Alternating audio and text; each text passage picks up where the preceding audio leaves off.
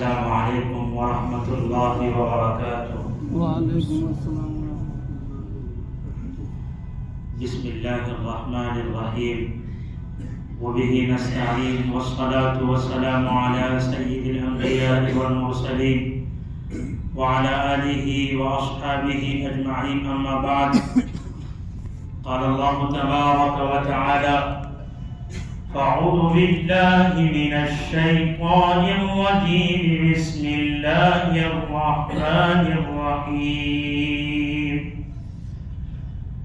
لقد كان لكم في رسول الله أسوة حسنة، صدق الله العلي العظيم. اللهم صل على سيدنا محمد وعلى آل سيدنا محمد وبارك وسلم. سبحان ربك رب العزة عما يصفون وسلام على المرسلين والحمد لله رب العالمين. حضرات سامعین اعظام، قابل احترام دینی اور ایمانی بھائی، بزرگ، دوستوں، نوجوان ساتھیوں،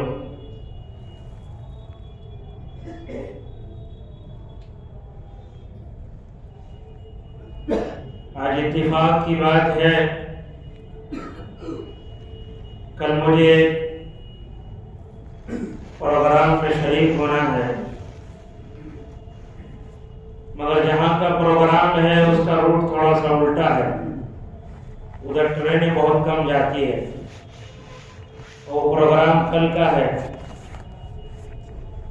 تو میں نے سوچا کہ ایک دن پہلے ہی ہم پہنچ جاتے ہیں، تھوڑا بہت آرام بھی کر لیں گے اور پروگرام میں صحیح طریقے سے ہم لوگ شریک بھی ہو جائیں گے۔ تو یہ اتفاق کی بات ہے کہ آج میں صبح نکلا، میں کھگڑیا جامع مسجد کا ایک چھوٹا سا ادنا سا خادم ہوں۔ مفتی صاحب نے تو میرا بہت لمبا چوڑا تعارف کرا دیا، حالانکہ میں اس لائق نہیں ہوں، یہ ان کی ذرہ نوائی ہے۔ بہرکیف جب بہار کے راجدھانی پٹنہ کی سرزمین پر میری حاضری ہوئی تو ایک لمبے عرصے سے، ایک عرصے دراز سے میرے بہت ہی مخلص دوست ساتھی، میں تو آپ سب کو بہت ہی خوش نصیب سمجھوں گا، اور آپ سب بہت خوش نصیب ہیں، خوش قسمت ہے کہ اللہ تبارک و تعالی نے آپ جیسے اچھے لوگوں کو اتنا اچھا امام سے نوازا ہے۔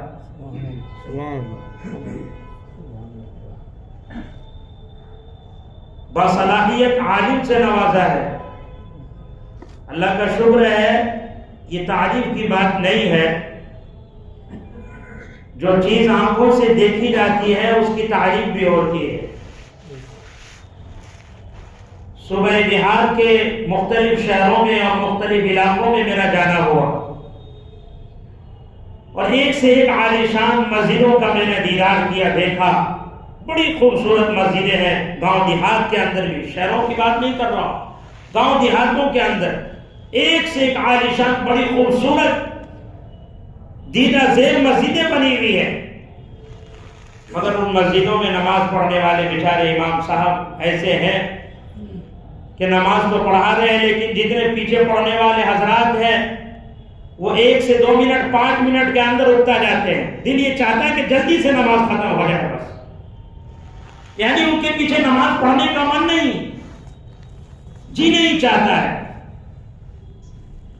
یہ تو بڑی خوش نصیبی کی بات ہے اور سعادت مندی کی بات ہے آپ سبھی حضرات کے لیے کہ اللہ تبارک و تعالی نے اتنے اچھے عالم سے، امام سے آپ کی ملاقات کرائی ہے، اللہ تعالی نے آپ کو نوازا ہے۔ اور میں سمجھتا ہوں کہ پٹنہ کے لوگ عالم علماء کی، اماموں کی قدر بھی کرتے ہیں، ماشاءاللہ، میں نے سنا اور کر بھی رہے ہیں۔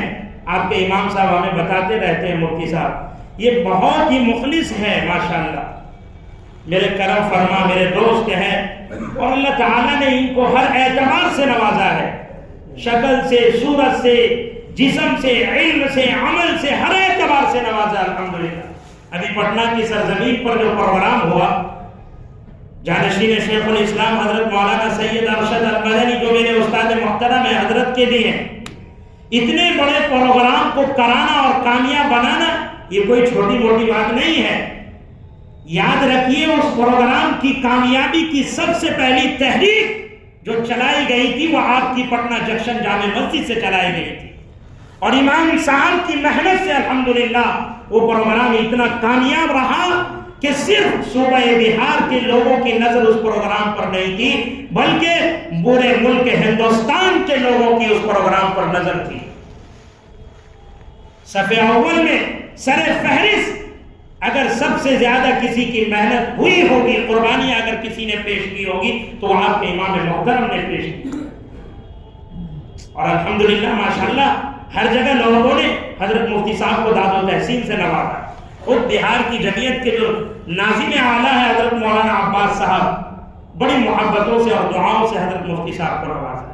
تو آپ سب کے لیے بڑی خوش نصیبی کی بات ہے الحمدللہ کہ اللہ تبارک و تعالیٰ نے آپ کو ایک بہترین عالم اور امام سے نوازا ہے۔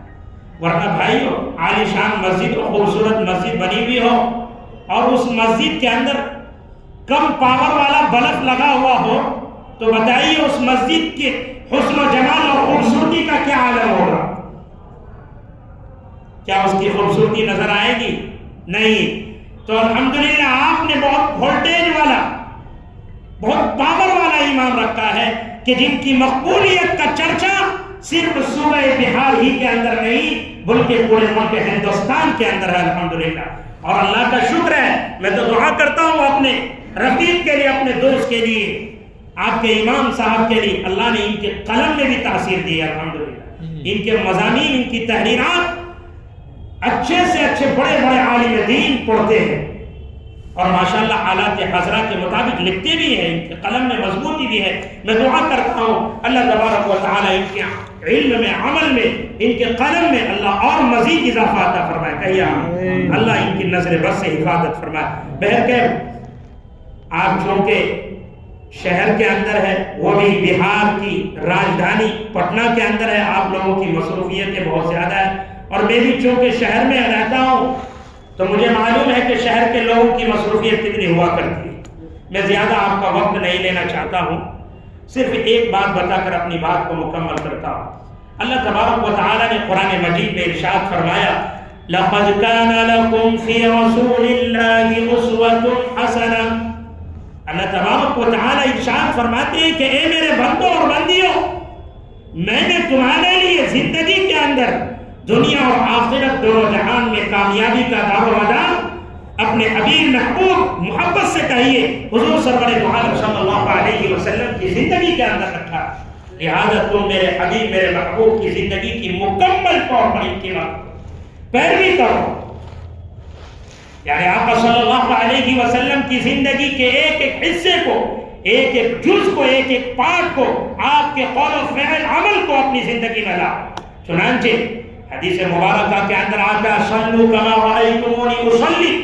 میں اس کے مفہوم میں اور مطلب میں جانا نہیں چاہتا، اس کا ایک مفہوم اور مطلب یہ بھی ہمارے علماء کرام نے لکھا ہے کہ آج ہماری معاشرت زندگی کو ذرا ہم دیکھیں اور جھانکیں اپنے گریبان کے اندر، ہم اپنی زندگی کا جائزہ لیں، ہمارا اٹھنا، ہمارا بیٹھنا، ہمارا کھانا، ہمارا پینا، ہمارا چلنا، ہمارا پھرنا، ہماری وضاقت، لباس، پوشاک، ڈریس، ہماری نشست و برخاست، اٹھنا بیٹھنا، ہماری معیشت، ہماری تجارت، ہماری زراعت، ہمارا پیشہ اور کمانے کے جتنے راستے ہیں، دیکھیے آج کن لوگوں کے مطابق ہو رہے ہیں، اغیاروں کے مطابق ہو رہے ہیں، دوسرے لوگوں کے مطابق ہو رہے ہیں۔ اللہ تبارک و تعالی نے دنیا اور آخرت دونوں جہان میں کامیابی کا دار و مدار اپنے حبیب محبوب کبریا جناب محمد رسول اللہ صلی اللہ علیہ وسلم کی زندگی میں رکھا ہے، اپنے محبوب کی سنتوں کو زندہ کرنے میں رکھا ہے۔ اگر ایک انسان چاہتا ہے کہ مجھے دنیا میں بھی کامیابی ملے، آخرت میں بھی کامیابی ملے، تو وہ پیارے آقا صلی اللہ علیہ وسلم کی زندگی کی مکمل طور پر اتباع کرے، آقا علیہ الصلوۃ والسلام کی سنتوں کو اپنی زندگی میں لائے، داخل کرے۔ کیوں؟ اس لیے کہ حضرت امام مالک رحمت اللہ علیہ فرماتے ہیں کہ پیارے آقا علیہ السلام کی سنت کشتی نوح کے مانند ہے. جو سیدنا نوح علیہ السلام کی کشتی پر سوار ہو گیا، بیٹھ گیا، وہ طوفان نوح سے نجات پا گیا، گویا اللہ نے اس کی حفاظت کر لی. اسی طریقے سے آج کے اس فتنہ و فساد کے دور میں میری اور آپ کی نگاہ جدھر بھی اٹھے، ہم اور آپ جدھر بھی نظر دوڑائیں، چاروں طرف آج ہر انسان برائی کرتا ہوا نظر آتا ہے، ہر انسان گناہوں میں مبتلا نظر آتا ہے. روئے زمین کا کوئی حصہ، کوئی ایسا خطہ، کوئی ایسی جگہ خالی نہیں ہے جہاں پر ایک انسان اللہ اور اس کے رسول کی معصیت اور نافرمانی میں اپنی زندگی نہ گزار رہا. کیا میں غلط کہہ رہا ہوں؟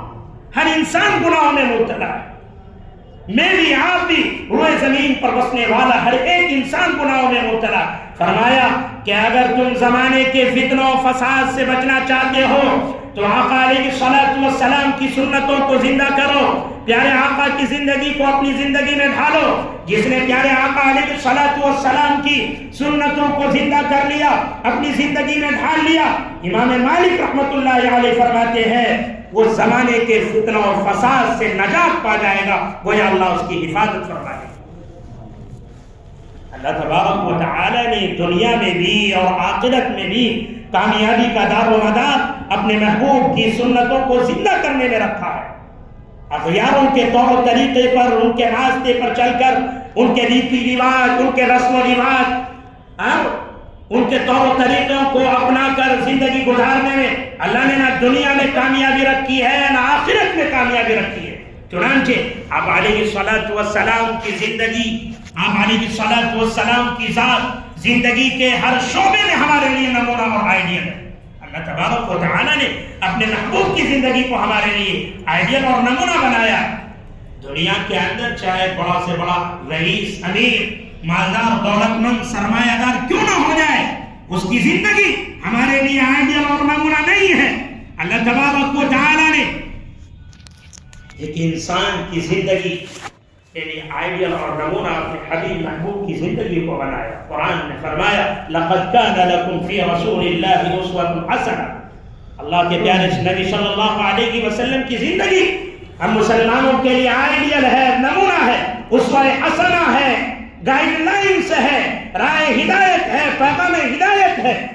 چنانچہ آج دیکھ لیجئے آج کا مسلمان پوری دنیا کے اندر ذلیل و رسوا کیوں ہو رہا، کیوں مارا جا رہا، کاٹا جا رہا ہے، پیٹا جا رہا ہے، ہماری عزتوں، ہماری آبروں سے کیوں کھلواڑ کیا جا رہا ہے؟ اس کی وجہ کیا ہے؟ کبھی آپ نے سوچا تنہائیوں میں اللہ کے پیارے نبی صلی اللہ علیہ وسلم سے سب سے زیادہ محبت کرنے والے کون تھے؟ کون تھے بتائیے؟ حضرات صحابہ کرام جو آپ علیہ السلام کی ایک ایک سانس پر اپنی پوری زندگی کو نچھاور اور قربان کرنے کے لیے تیار رہتے تھے. صحابہ اسٹاف میں لگے رہتے تھے کہ آقا صلی اللہ علیہ وسلم کی طرف سے کسی بات کا آرڈر ہو، حکم ہو اور ہم اس کو فوراً کر بیٹھے. چنانچہ آپ علیہ السلام کی ذات زندگی کے ہر شعبے میں ہمارے لیے نمونہ ہے. اگر کوئی باپ ہے تو فاطمہ کے باپ کی زندگی کو اٹھا کر دیکھے کہ ایک باپ کے اوپر اسلام نے کیا کیا حقوق بتائے.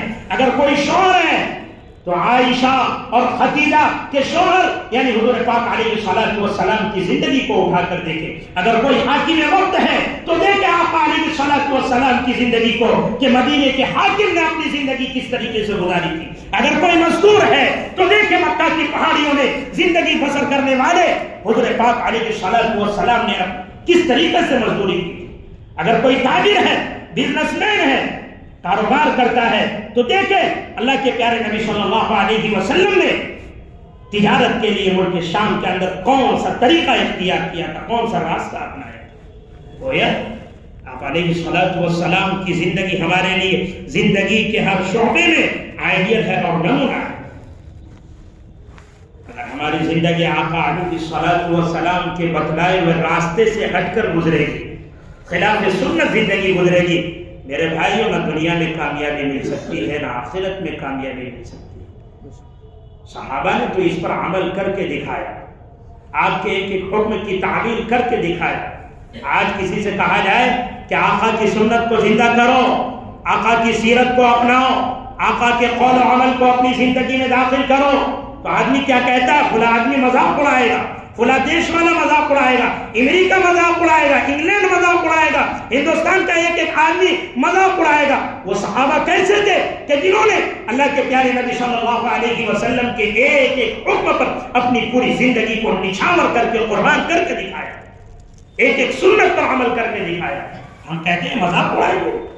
ارے بھائیوں، اللہ کا شکر ہے کہ پہلے کے مقابلے میں تو آج مسلمانوں کی آبادی زیادہ ہے۔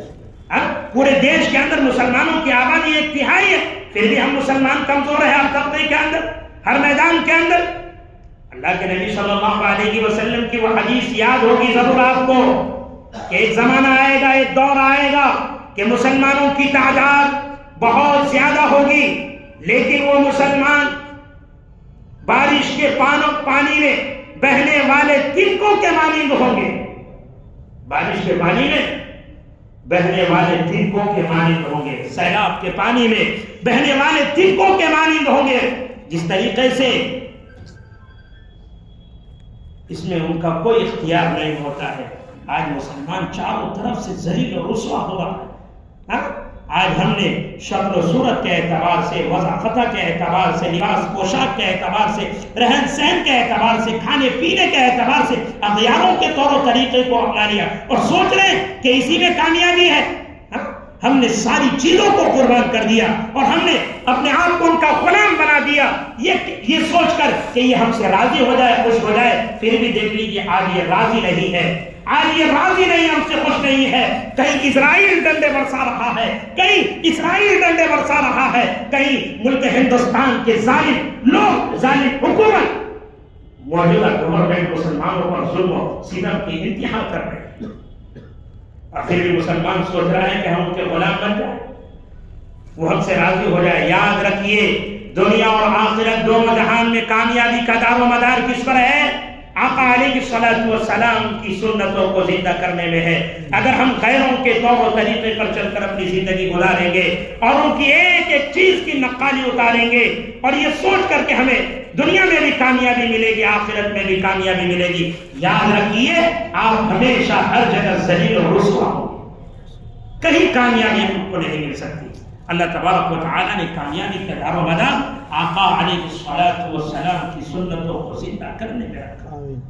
ہم زندگی میں ہر چھوٹا بڑا عمل جو بھی کریں، ہم نماز پڑھیں تو سنت کے مطابق پڑھیں، ہم تجارت کریں تو سنت کے مطابق کریں، ہم بزنس کریں تو سنت کے مطابق کریں، ہم کھانا کھائیں تو سنت کے مطابق کھانا کھائیں، ہم چلیں تو ہمارا چلنا آقا کی سنت کے مطابق ہو، ہماری گفتار آقا کی سنت کے مطابق ہو، ہماری گفتگو آقا کی سنت کے مطابق ہو، ہمارا لباس، ہماری پوشاک، ہماری مذاقتہ، ہمارا چلنا پھرنا، یہ گویا معاشرت زندگی کے سارے اسباب اور جز آقا کی سنتوں کے مطابق ہو۔ یاد رکھیے، میری اور آپ کی زندگی اگر پیارے آقا کی سنتوں کے مطابق ہو جاتی ہے، میں خدا کی قسم کھا کر کہتا ہوں دنیا بھی کامیاب ہوگی اور آخرت بھی کامیابی ہوگی انشاءاللہ۔ تو انشاءاللہ ان باتوں پر عمل کریں گے۔ ماشاءاللہ نمازیوں کی تعداد بہت ہے، ماشاءاللہ بڑی خوشی کی بات ہے۔ میں ظہر میں بھی آیا تو دیکھا کھچا کر پوری مسجد کھلی تھی۔ یہ آپ کے امام صاحب کی محنت ہے، اور اس سے پہلے جتنے امام صاحب گزرے ہوں گے ان لوگوں کی محنت ہے۔ بہرکیف ان کی قدر کرے، آپ ان کی عزت کرے۔ سب سے پہلی بات تو یہ سمجھ لیجیے، اچھے عالم دین کا، اچھے امام کا ملنا آج کے دور میں بہت مشکل ہے، اور اگر مل جاتے ہیں تو لوگ اس کی قدر نہیں کر پاتے، پہچان نہیں پاتے۔ ہمیں پہچاننے کی ضرورت ہے۔